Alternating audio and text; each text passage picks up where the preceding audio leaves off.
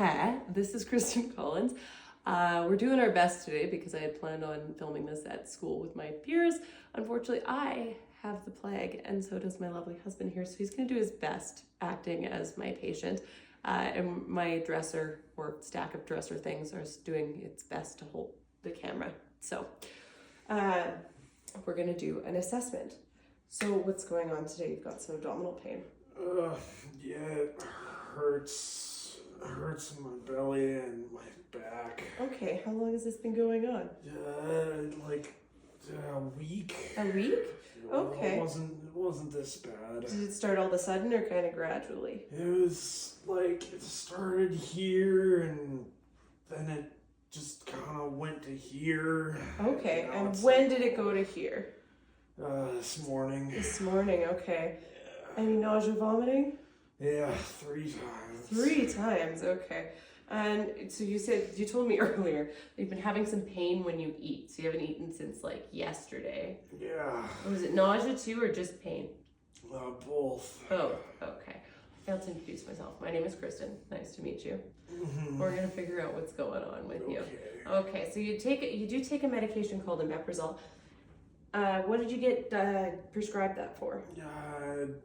Doctor said I had an ulcer, I think. An ulcer, okay. Mm-hmm. So whenever I approach a patient, I try to talk to them and assess their pulse at the same time because it distracts them, so their pulse doesn't tend to speed up because they know that that's what I am doing. I'm trying to see if it's regular. I try to at some point compare it with the other arm. Would I be able to hold both your pulses? I just want to compare pulses on each arm. Thank you. Mm-hmm. So they're equal, they're strong, they're bounding, they're pretty regular as far as a rate goes. Thank you so much. Mm-hmm. Would it be okay if I took a look at your abdomen? I just want to take a look and do a quick examination. I know it's really painful, so I won't touch it without telling you first, okay? I'm not going to surprise you, anything like that. I'll explain before I do anything, okay? People with abdominal pain, especially that kind of visceral pain, tend to be really jumpy and guarded about people poking them, of course, because it hurts a lot. So I like to warn my patients that I'm not going to surprise them and hurt them really badly because I've had appendicitis and I was not pleased when people touched my stomach without permission. All right, is it okay if I lift your shirt up? Careful, lady, I'm married. Okay, maybe your wife could get unsupervised. I thought you lived alone. Wow, belly button hair, my love. I would not say that to my face.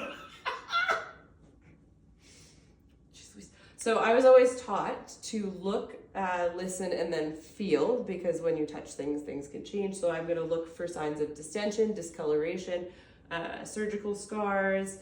I'm gonna look for masses pulsating. Sometimes if someone is really thin, you can see pulsation of their aorta, right, and their midline, a little bit to the right. However, I don't see anything of note other than belly button lint. I mean, who am I to judge, right? I married him. Saving it for later. Thank you. Great. I'm pleased about this. So then I'm going to listen. So if it's okay with you, I'm just going to place my stethoscope on your abdomen and I'm going to have a listen to all 4 quadrants. Is that okay? I'll be very gentle. Mm-hmm. Okay. We're going to start with the ones that are far from where it hurts, all right? Okay.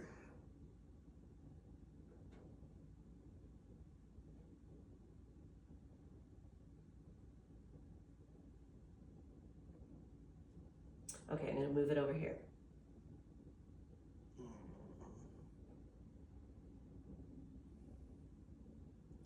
Okay, we're going to go over here. I'll be really gentle.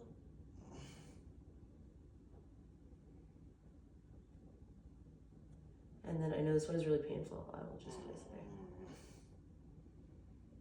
it there. Okay, so in this case, my current husband, don't know about the belly button situation here, has very nice, what are they called, borborygmi? He has nice GI sounds throughout, so it's got a normal amount of gastric noise going on. Sounds like you enjoyed the pasta salad we had for dinner. It was great. I would expect in this patient, however, to hear possibly some quieter bowel sounds or GI sounds, especially in his upper regions. But I mean, really, if there's nothing going on up here with his small intestine, there's probably not a whole lot going on below. He hasn't been eating or drinking much lately. So I'm gonna look for that. I'm gonna look for, even when I'm placing my stethoscope, signs of muscle guarding and tension in the epigastric regions. And on this patient that we are seeing, there is going to be a Cullen sign. So that's like periumbilical ecchymosis around the umbilicus.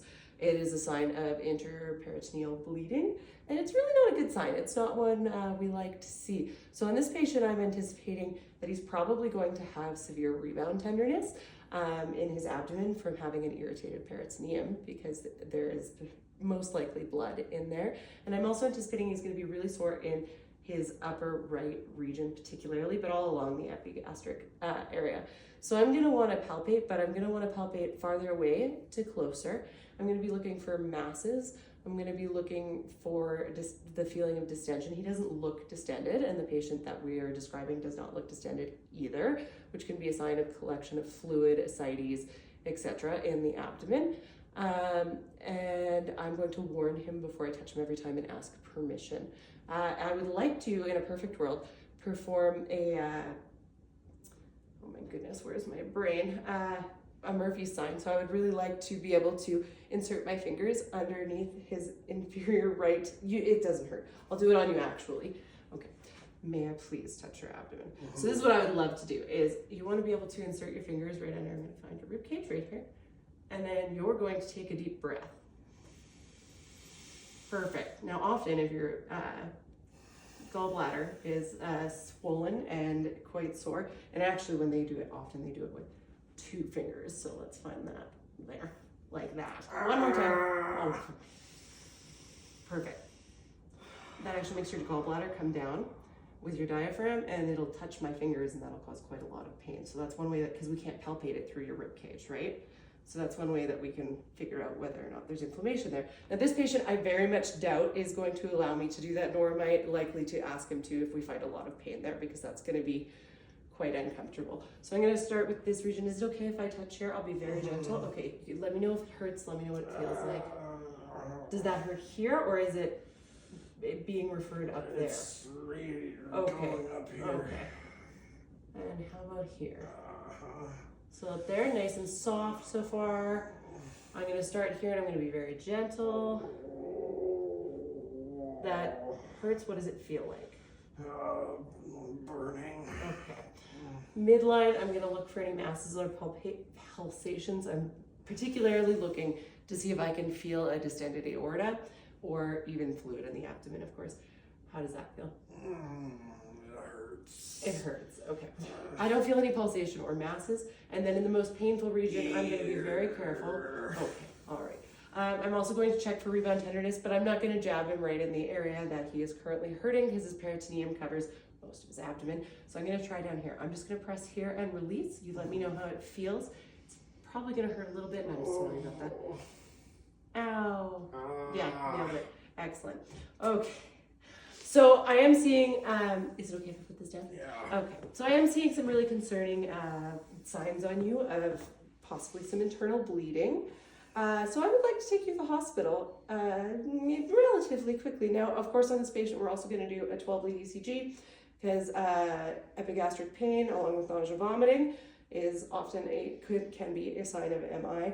However, with the radiation through to his back, well, I mean, it can be, but it's described as burning and not stabbing or tearing, which is good things, because those lead us towards your aorta. But you also have a lot of GI symptoms. So the nausea, the vomiting, the anorexia, and as well as the interperitoneal bleeding. That's not usually, like, a Cullen sign is not usually an MI sign. Doesn't mean more than one thing can be going on at once, right? Patients are complicated. I'm going to check him for pedal edema. So I'm going to look at his ankles. Excellent. All right. Do you have any other concerns going on today? And I'm not going to have this patient walk. He's lightheaded. He's in pain. He's probably bleeding. And I'm going to be worried about him kind of teetering on the edge of shock. So we're going to head into the hospital. Good with that? Awesome. Thank you. Of course. Leaving the belly button one. Oh my God.